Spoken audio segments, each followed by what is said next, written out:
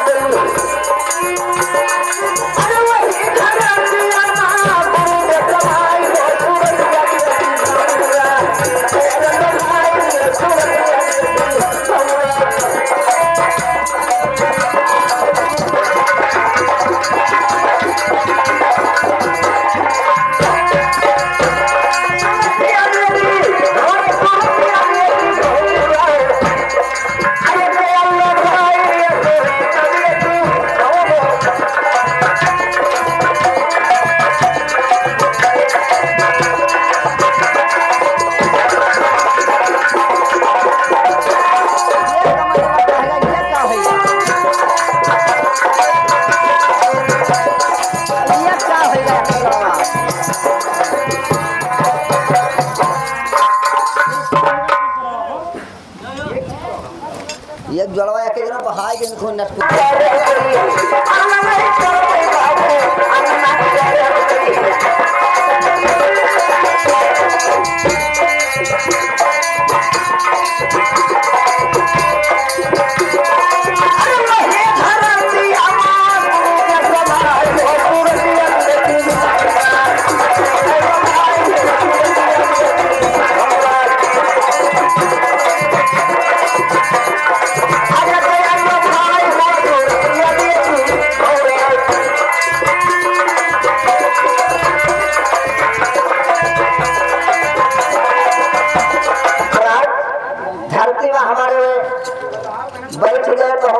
नहीं करूंगा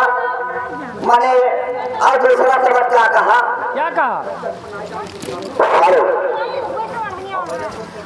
अरे अरे ये धारा अरे ये बुआ दवाते पानी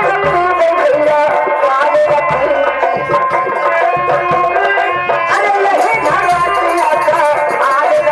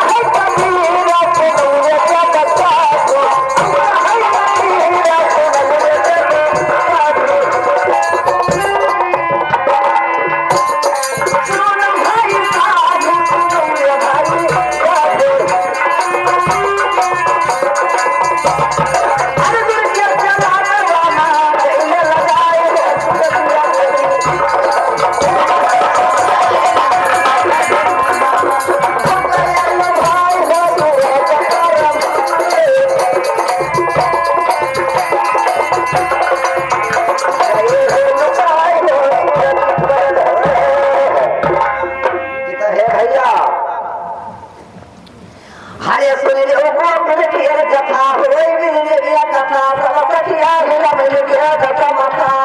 अरे कथा माथा कहीं के ना है तैयार भैया तो कैसे थोड़ा भी रहा के नहीं